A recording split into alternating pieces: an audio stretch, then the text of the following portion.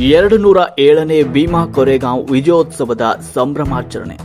ಗದಗ ಜಿಲ್ಲೆಯ ಮುಂಡರಗಿ ಪಟ್ಟಣದಲ್ಲಿ Bharat Ratna doctor B R. Ambedkar ವೃತ್ತದಲ್ಲಿ 207ನೇ ಭೀಮಾ ಕೊರೆಗಾಂವ್ ವಿಜಯೋತ್ಸವ ಆಚರಣೆ ಮಾಡಲಾಯಿತು. Doctor B R. ಅಂಬೇಡ್ಕರ್ ಬಳಗದ ವತಿಯಿಂದ ಆಚರಣೆ ಮಾಡಲಾಯಿತು.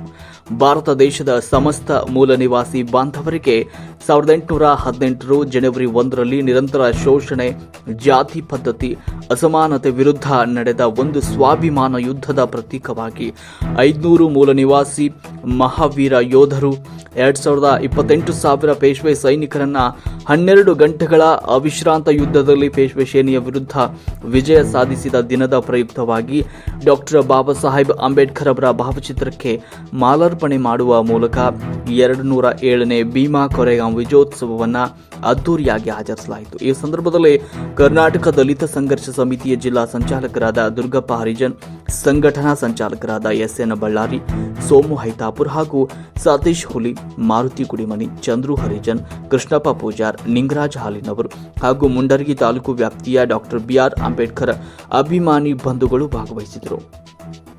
ವರದಿ ಮರಿಯಜ ಎಂ.ಎಚ್. ಮುಂಡರಗಿ.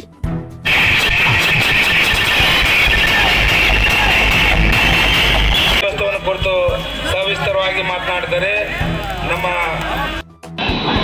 ಇದನ್ನು ಸಹಿಸ್ತಾ ಇರ್ತಕ್ಕಂಥ ಮನುವಾದಿಗಳು, ಬ್ರಾಹ್ಮಣಶಾಹಿಗಳು ಕುತಂತ್ರ ಮಾಡ್ತಾರೆ.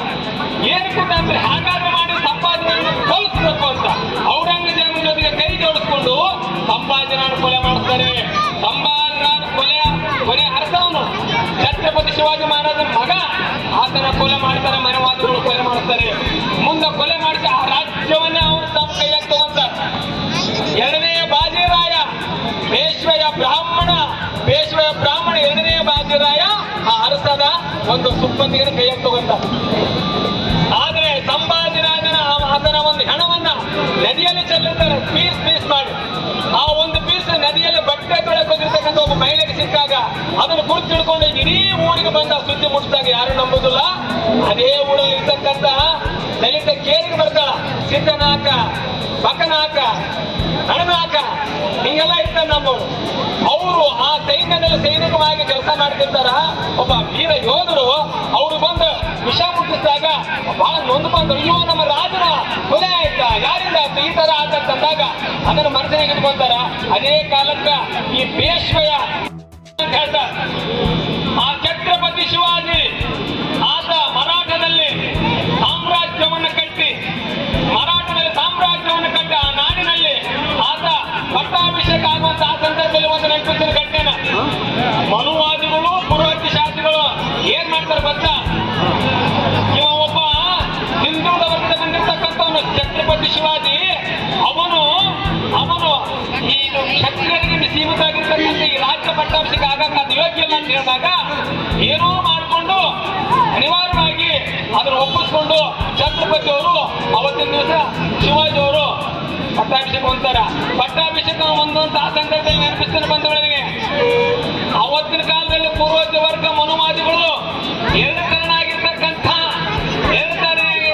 ಎರಡು ಮಂತ್ರ ಘೋಷಣೆ ಮಾಡ್ತಿರ್ತಾರ.